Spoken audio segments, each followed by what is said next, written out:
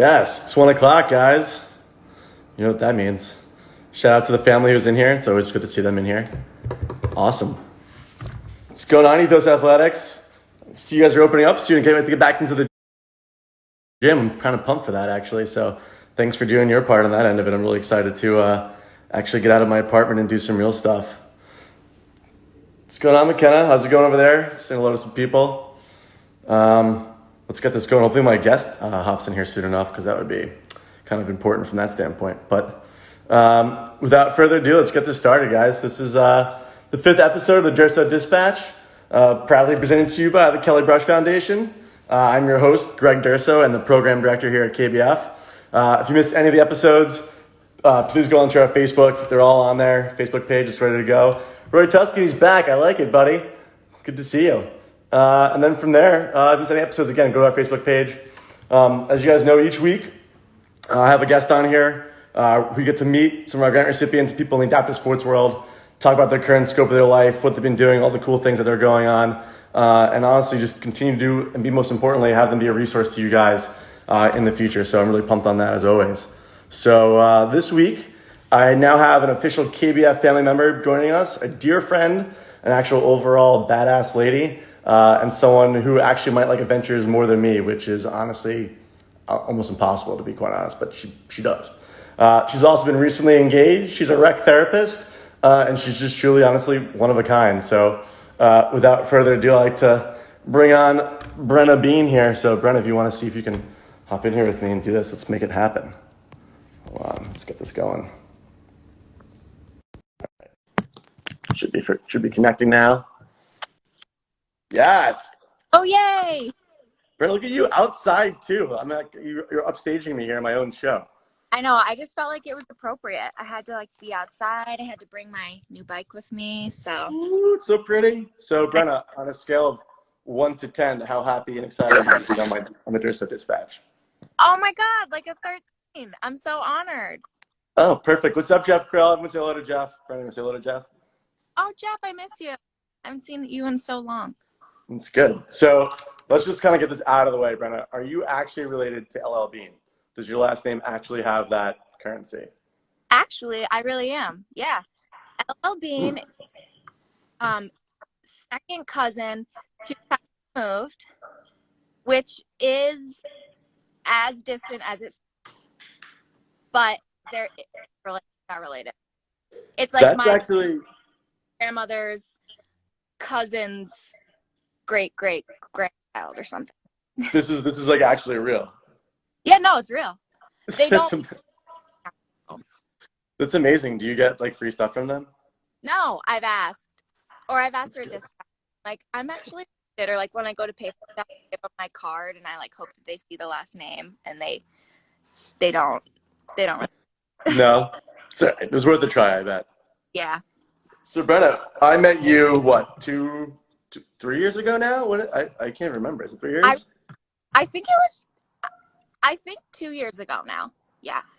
So what was there was an actual spinal cord injury camp, right? Like in Stony Brook, where I grew up on Long Island, and I guess it was there for what, 10 years? How long was it there for? Brenna, you freezing on me? Sorry about that. Someone just tried to call me. So yeah, there was. It's okay.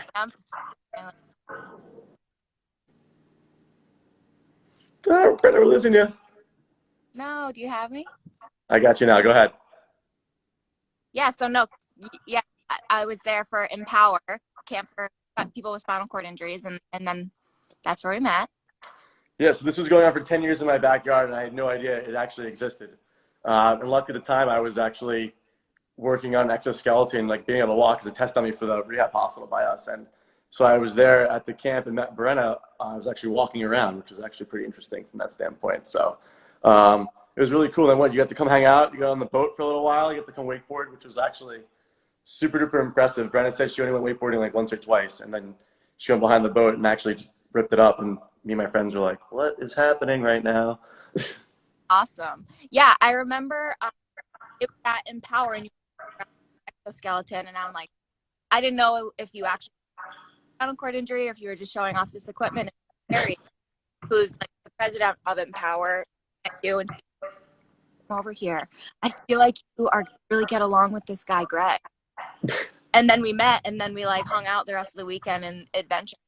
Went on the boat and wakeboarded. Yeah, that was pretty funny. The two of Look us where we are driving now. around in the wheelchairs, like, and we had to get out of the car. The two of us, just us in the wheelchairs. Probably a sight to be seen. Oh no, what's happening? Okay, I think it might be your service because you're outside, but it's okay. We'll get through this. Technical difficulties will be passed. So anyway, how are life these days? You're actually engaged. You're trying to plan a wedding. How is that? What's happening here? Yeah, it's fun. I mean, it's difficult to plan a wedding in the midst of all this. We were planning on having a big wedding in July, 7/11. So it'll be an easy date to remember forever. We were planning on having a pretty big wedding, a lot of people, although on the planning pretty big. And now it's looking like it's going to be a small thing with probably we'll celebrate next year. But it's important for us just to be married, so we're still going to go ahead and do that, and then we'll throw a party later.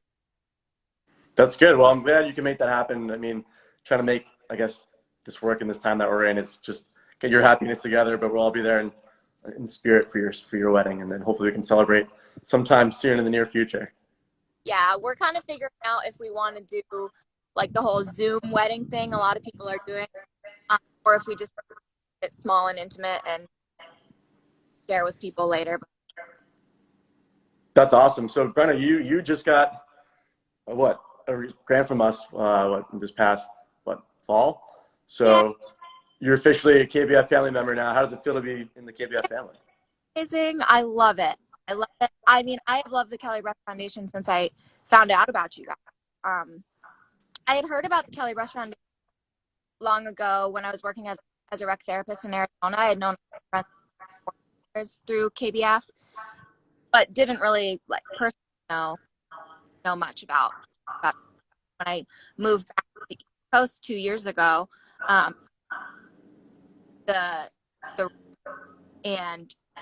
Met some people with Kelly Brush, and like it's amazing to be involved. Gotten this grant, I'm so grateful. So, Brenna, what did you get? Show us. So this is my new Hammerhead off-road mountain bike.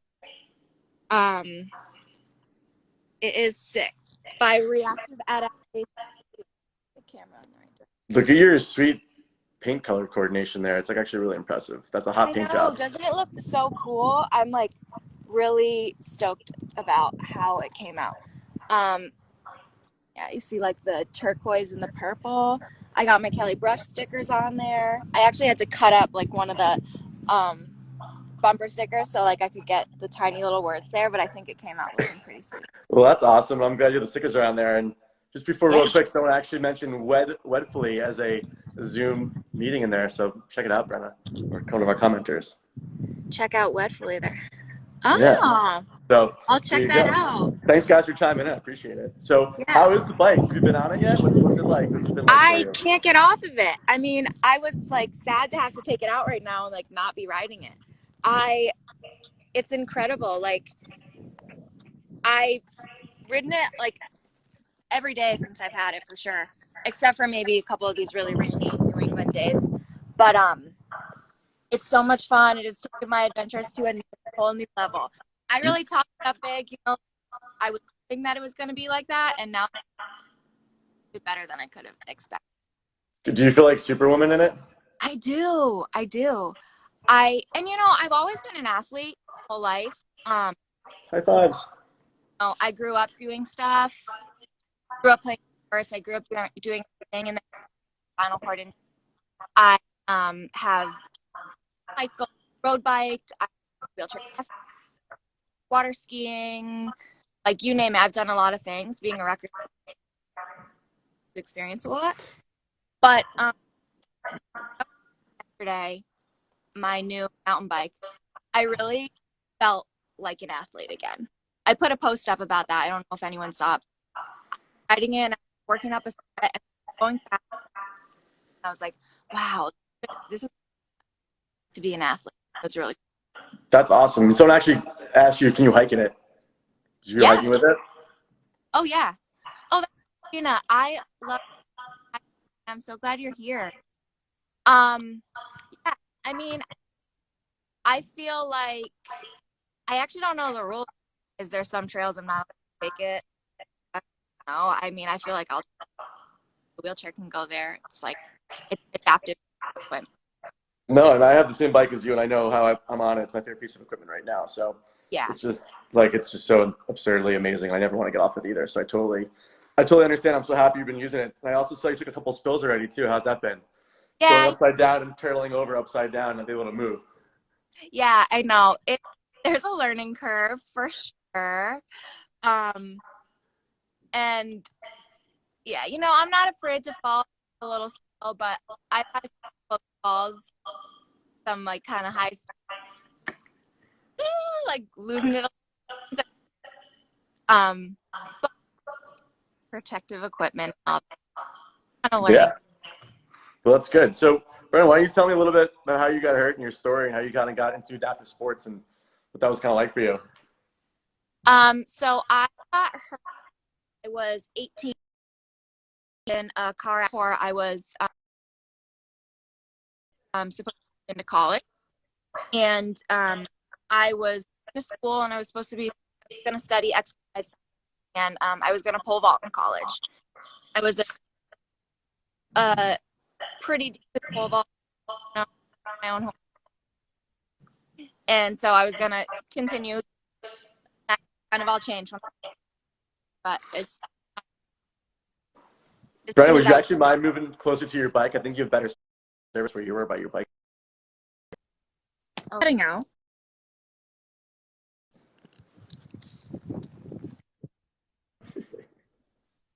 No, That's that's better. I think okay. when I you're by your can bike, it's better. really. Mm-hmm. Okay. Yeah. Um. Yeah, about your So injury. What was going on? You were pole vaulting in high school, and yeah. what was going on? Yep. And so then, I was hurt and went through rehab, and I always kind of my spinal cord injury and kind of my recovery or my return to life from that or whatever is kind of the same way that I've always Okay. done sports. It was like a new accomplishment, like another just something that I just had to do. And if I was going to do it, I was going to crush it. So pretty much as soon as I could, I got back into exercise and athletics. And the first sport that I did was, well, actually, I started swimming first. Did And you? yeah, my coaches, which was really cool. My aunt had gotten like swim lessons so that she knew how to swim in water. But then my coaches wanted me to join that. But then I got a hand cycle first, like before. So, what did adaptive sports kind of mean to you after you started doing them? How that is that like a big transition in your life? Did it help you like lead to success, or what was that kind of like for you? Yeah, absolutely. I mean, I think sports are such an important part of so many people's lives, and I think that adaptive sports and sports for people with disabilities are even more impactful. It gives you an opportunity to be competitive, strive to reach a higher potential, to achieve, to feel good, to get strong. And so once I got into adaptive sports, I really want to slow down. They have since. I mean, how does it feel to like basically? I guess in this point, it's the standpoint. Like, how does it feel to be like where you are now? I mean, would you imagine this is where you would be after your injury, like doing all the stuff that you've been doing? Um, I mean, no, I don't know. I don't even know what I would like. I can't believe I do as I do. I feel really lucky. I mean, I love my life. With a spinal cord injury, I don't think because of all the opportunities that I have, all my toys and all the fun things that I get, like, I love everything to do. My spinal cord is part of my story, but it's not really a barrier. And a lot of that's because of sports. It's awesome. But so what was your experience like as a rec therapist then? So now you've you got into adaptive sports. You've been paralyzed. You've had this life-altering injury. Now you kind of go back and kind of give back as a rec therapist. Yeah, it's so meaningful. I think that when I was first in college after my injury, I wasn't exactly sure what I wanted to do. Um, and then I started getting back into sports, and I realized that my life was so great because I was able to be part of my community and doing the things that I love. And I want to give that to other people with disabilities. And being able to get out and live my life and be independent, be successful, and have a lot of fun and love my life, like to really live to the fullest. To use that as a model to show other people that they can do it too, and then help them access that and help them get into sports, help put them on the court or get them in a bike or show them that it's possible. It's just really meaningful. No, it's so good. I mean, obviously, I totally feel the same way now. I mean, obviously working for KBF and just being able to show those opportunities to other people and like watching people's reactions and how you can change somebody's life just by doing what you're doing. So kudos to you, Brenna, for doing that and giving back after all you've been through. It's pretty amazing. And then actually, speaking of the devil, you too. And there's people that have given, so much to me, and that's the reason why I'm able to do it. Like I wouldn't be here where I was if it wasn't for other people with spinal cord injuries that were mentors to me and for organizations like KBF and Empower and stuff like that. Yeah, actually, speaking of which, Carrie just joined us in Instagram Live. So tell us a little bit about tell us a little bit about Inspire SCI and what you're doing with them and kind of how it works. Yeah, well, that is where we first met after all. Empower is a 2-week program. Well, there's actually 2 programs now, but it's a residential program for people with spinal cord injuries to help them get back to living independent and active lives after spinal cord injury. So I've been a peer mentor with Empower for a handful of years. I think my first year with them was 2015. Hi Carrie. And it's an absolutely incredible program. I mean, I feel like words don't really do it justice, but it's life-changing for so many people in the way that it allows you to be together with other people who are like you, who have spinal cord injuries or wheelchairs, and allows you to connect. My cousin just came down here with his dog, and they're all barking. Oh, good. It's live TV. What do you expect? Yeah, right.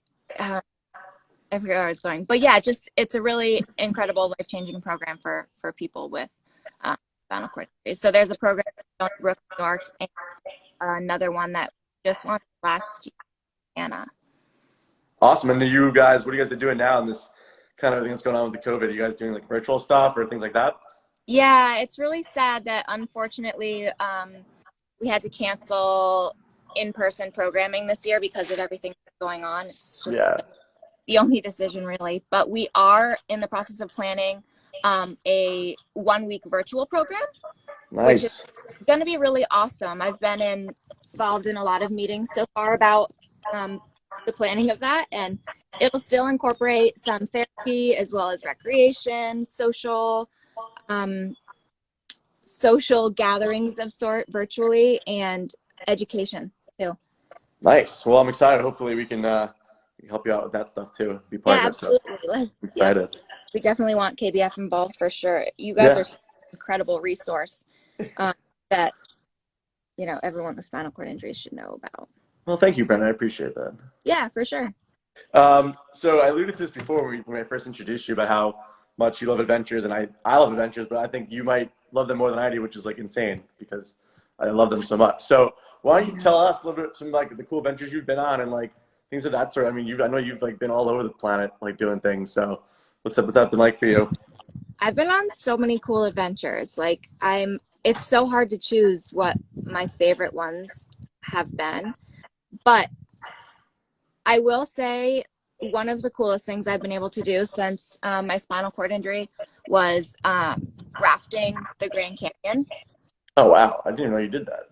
Yeah, it was so cool. 3 summers ago, actually, the organization that I used to work for in Arizona called Daring Adventures offers adaptive outdoor recreation opportunities for people with disabilities. Mm-hmm. And so I was part of coordinating a trip for 12 adults with disabilities, and we rafted 275 miles of the Colorado River through the Grand Canyon. It's Oh, incredible. yeah, it was life-changing.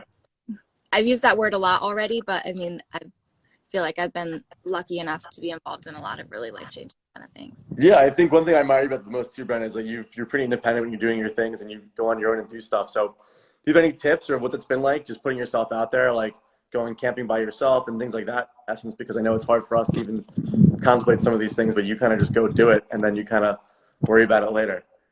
Yeah. Yeah, I mean, that's my personality anyways. I'm like, oh yeah, everything's good. Like, it's fine. I got this. And then I'm falling over. It's like, it's fine. I'm good.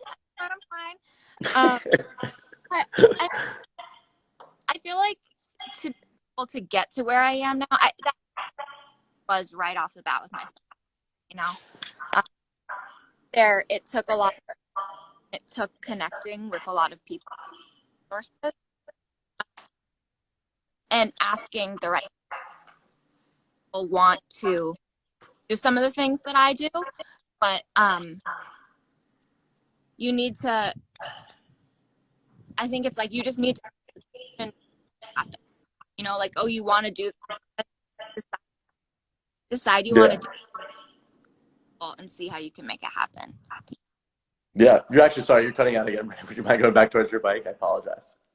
Just good service by your bike. Maybe you have a hot spot by your bike. Maybe that's what I it guess is. so. We have like an outdoor Wi-Fi router, so I don't know. I'm like by my truck. Maybe that's cutting it No, out. you're good. We actually got a question. There was someone wants to know if that Grand Canyon trip's like a yearly thing, was it a one-time thing? What that's kind of like.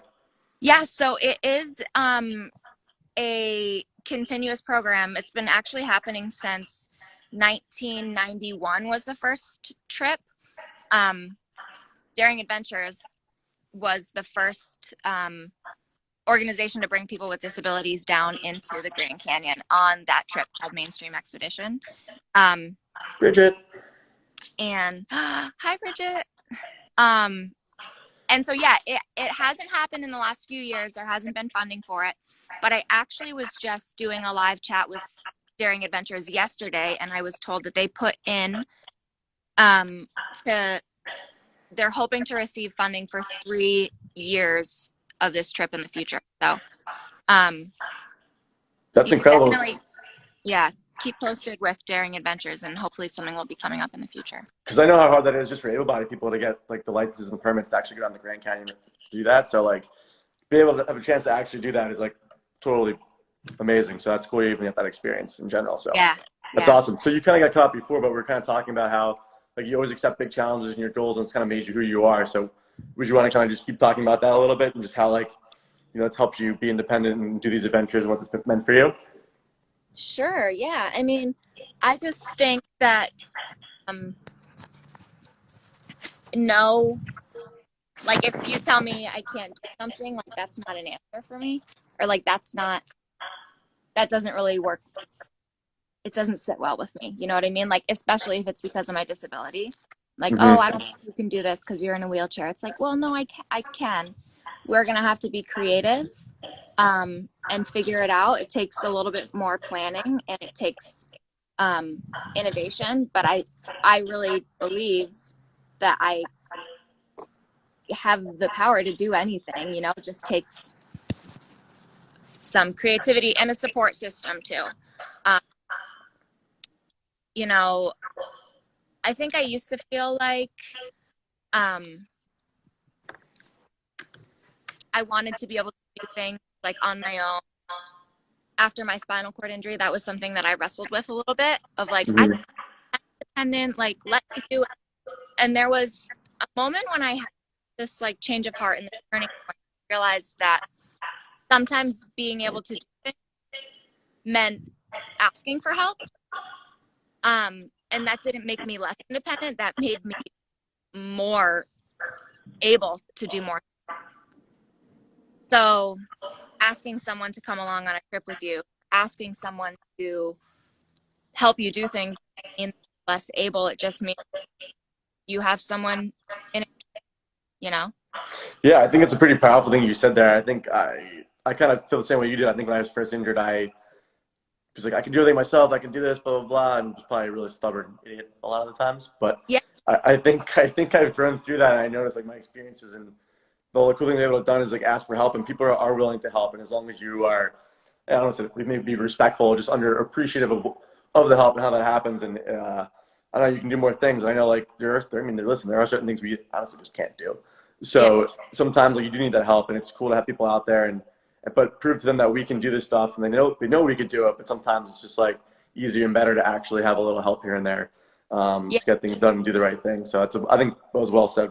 I kind of agree with you on that stuff too. So And it's also like once you over that mental, I'm wondering if you feel the same way, but once you make that mental hump of like, it's okay to ask for help.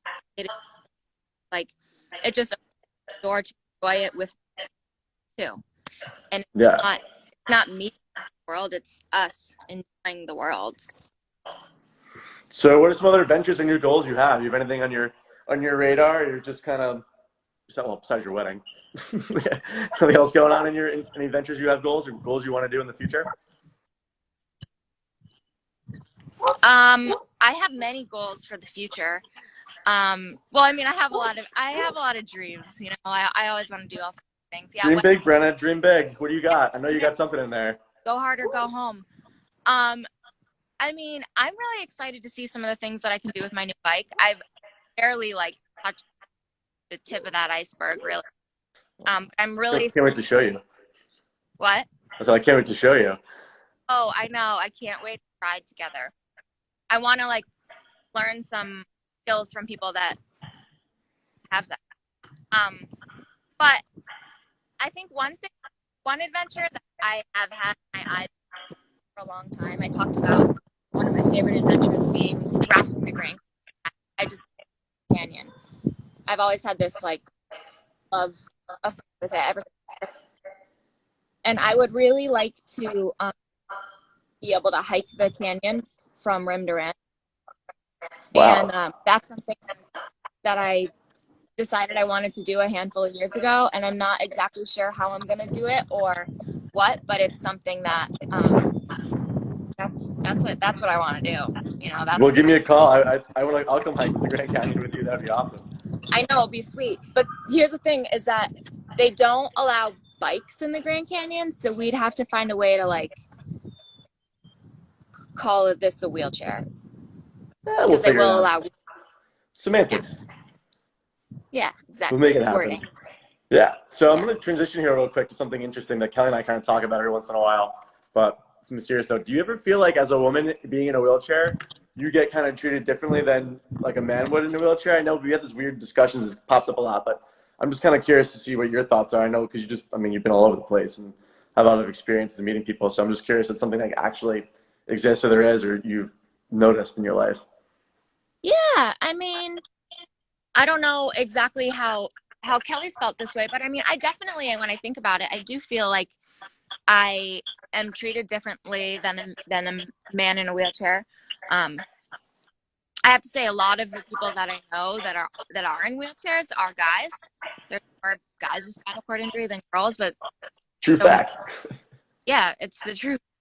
So most of my spinal cord injury friends are guys, but there's some like awesome ladies too. Of course, I'm not. Whatever. But yeah, I mean, as a woman in a wheelchair,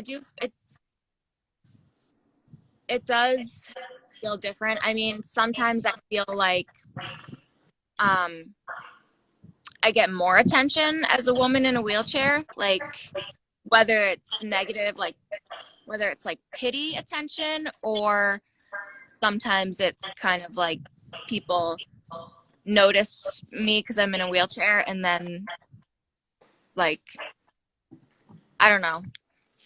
Yeah, so Kelly said Kelly said I think people expect me to need help more often rather than maybe us. Is that something that you agree with or feel? Oh, in terms of that, yeah, I mean, yeah, I would agree with that for sure.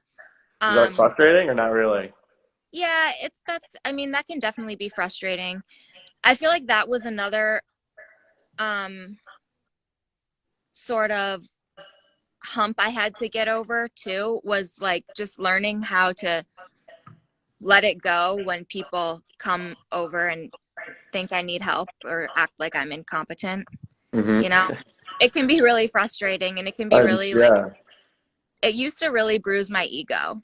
Like, it used to really kind of hurt when people would like run over to open a door for me that I could open myself. Or people would like, I remember some comments I got when I had moved to Arizona, and I moved out there by myself. And one person had said to me, so like, oh, so do you live with your family? Or you live with your family? And I was like, no. And they were like, so with your boyfriend? And I was like, no. And they're like, well, you don't live alone. And I was like, yeah, I do. And they're like, you can't live alone. I was like, I can and I do. Like, I wish I was there for that. yeah, it's just like that stuff used to really bother me, and it would like get all bottled up and I'd be so mad about it. But now it's, yeah, I just Just let it laugh it pass. off. Yeah, and like Kelly said, kill him with kindness, even when it's annoying. Yeah, Every once in a while, I shoot back a comment, and then I feel, you know. it's okay. We're allowed to sometimes. Hmm. So before we get finished up here, I'd love to ask you if you have any funny wheelchair stories. I feel like you probably have more than I do. So Oh I'd my love to hear gosh. one. So off the top of your head, I'll tell one too if you want. You can tell one. We can both tell one. So what do you got for me, Brenna? Okay, well, can you tell yours first? I need to be sparked. I have Yeah, a I lot of can. stories, but This is it's like one hard of to my tell favorite if I was ones. putting on the spot. Okay, I got you. So this one, my close friends know this one pretty well. But I was skiing out west one time, and I just got into my rig after lunch, and we were about to go hit the chairlift again. And the ski instructor from that place actually skied up to me on the right side of me, and he started patting me on my helmet, and he said, "Have a very special day for a very special boy." And I remember just Oh, like looking up, being like, "Are you effing serious right now? Like, you got to be kidding me!" This is priceless moments there. So to this day, I'm still a special boy in the hearts of many. yeah. Those are the ones where I'm like, really? Like, you got to be kidding me right now. I know. Those, yeah. Hey, at least you can laugh about it. Again, it's really fun. It's a good inside joke these days. So Yeah. it goes a long way. So, I did just think of a funny story. I have to move close to my truck for a second because I need to grab a drink of water. Okay. Um, but yeah, so this was a funny story, also scary. So I was out. This was when I was living in Arizona, and I decided one weekend I just wanted to go away, and I went out solo camping for the weekend. And I lived in Phoenix. I drove up to Flagstaff and camped there for a day. And then I was gonna come home, but I wasn't really ready to come home yet. So I went and I camped out by this lake that was only about 45 minutes from work, Mm-hmm. because it was Sunday night. So I was just gonna drive right to work from camping in the morning. And I worked for an outdoor rec company, so it wasn't really a big deal if I showed up in Yeah. camping clothes. So I camped. I was just car camping in my car. I had all the seats down in the back. I drove a Jeep Compass at the time, so it was just kind of a bed in there. But sometimes I would take my wheelchair out of my car when I was sleeping in there. It's just there was just more space. Yeah. So I took my chair out, and oftentimes I'll leave the tail, like the hatch or whatever you call it, up. But Mm-hmm. that night I had decided to close it because it was cold. So, anyways, next day I wake up, got to get back for work, scoot myself up to the driver's seat, get in the driver's seat, drive to work, make it in time, perfect. Open up my door, reach around to grab my wheelchair. Oh, I left it on the beach at the lake that I was camping at because it was outside of my car, and I completely are you forgot. kidding me? I did not have my wheelchair. Oh, Yeah, it was insane. oh And Brenna. I was like, oh, that was the biggest panic I'd ever had. And Yeah. so there I was. I had to just start my car, started speeding towards where I was camping, praying it was still going to be there. I'm driving along this lake beach, and I don't see it. And all of a sudden, He was all, gone? all of a sudden, I saw it. It had like rolled away a little bit. That Oh, was a heart attack. only Brenna. I think my favorite thing to say to you. Only Brenna. I know you say that to me all the time because I have so many Brenna moments. That's such a good story, though. I would have been horrified if I forgot. That would have been crazy. You're just going to get out of the car and you just kind of fell out of the car then. You didn't have your chair. You know what's wild is that it's actually not the first time that that's happened. I don't believe you. The other time, my mom and I were out Christmas shopping, and we were at this like mall place, and I was done sooner, so I went and I got in the car. She was driving, so I got into the passenger seat. It was cold out because it was December, so I closed the door. I left my chair right there. My mom comes, and she just gets back. She throws her stuff in the car. She gets in the car, and we drove away. And we made it to the highway, and all of a sudden I was like, "Did you put my wheelchair in the car?" Oh, amazing. We got back there, it wasn't in the parking lot. And it's kind of was in this like city where there's a decent homeless population, so people may have used it, stolen it. Or I mean people might steal that anyway. But she went Did into you the find store that somebody we were like rolling shopping around at. your chair? No, she went into the store that we were shopping at, and somebody had like brought it in. They like returned it. They were like, somebody left this wheelchair in the parking lot. Oh my God. I That's know. amazing. Those are two really good stories, Brenna. Thank you for those. That's exactly Yeah. what I was looking for. You know, you can That's always so count awesome. on me for being me. No, Brennan, you're the best. Do you have any last words? Anything else you want to say here? Thanks for joining me on this. It's been awesome having you. No, thanks for having me. I was so honored to be asked to be on the Durso Dispatch. Oh, good. I I'm think glad. it's really cool. I'm gonna put that on my resume now. That's an important one. But What? yeah, anything else to say to all your fans and anything else you want to get out? No, I mean, I just want to say a huge shout out. And well, I don't really have to shout it out. You're right here, but a huge thank you to Kelly Brush. I mean, I've loved being involved with you guys ever since the first time I did a ride, and I've loved being part of that community. But I'm so happy now to actually be like KBF fan member, have my um, mountain bike. It's really like making my life so much better already. I'm just so thankful. Good. Well, thanks for being awesome and doing what you're doing, Brennan. It's always fun to watch your journeys and things you're up to. So keep it up Yeah. and keep posting funny videos. It's fun to see what you're up to and all your camping stuff you guys are doing. So Oh, it's I awesome. am going to be having too. I guess I will mention that I have recently gotten my hands on a couple of other off-road toys, the terrain hopper and action track chair. Oh wow, And look at you. I know this opportunity just was presented to me in the last couple weeks. And so I'm going to be doing some comparison videos between the two different off-road machines. So Sweet. people can like be watching out for that. It's going to be really cool. So anybody that might be considering getting something like that will be able to see the comparison between the two. So That's cool. Thanks for doing that, Brennan. It's awesome. So yeah, keep doing you. Enjoy the sunny day. It's outside. It looks I great. So will. have Nice. fun. Talk to you Thanks. You too. soon. When are we going to adventure together?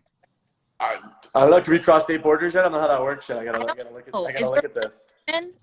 Vermont's pretty good. Yeah, we're allowed to go outside with up to 10 people, so we can trails are open. Like we can do whatever we want actually up here, kind of. So it's good. I know it's going on in masks, but maybe we can figure something else out. Wear some masks and go for a ride. Yeah, it'd be sweet. Sounds good, Brenda. Enjoy your bicycle. I will. Thanks for coming on again. I appreciate it.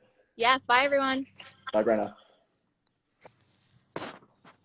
Awesome, guys. Thanks for joining in. It was a really good interview with Brenna. She's awesome. So anything else before we go, let me know, and hopefully I'll see you guys next week for another awesome day of the Durso Dispatch. So thanks for joining in, guys. I really appreciate it. It's always fun to be here, and I hope I can continue doing this stuff because it's fun for me, and so it's not instant. So have a good Thursday. Have a good weekend. And everyone enjoy the weather if you can get out there and do it. So be active. Bye, guys.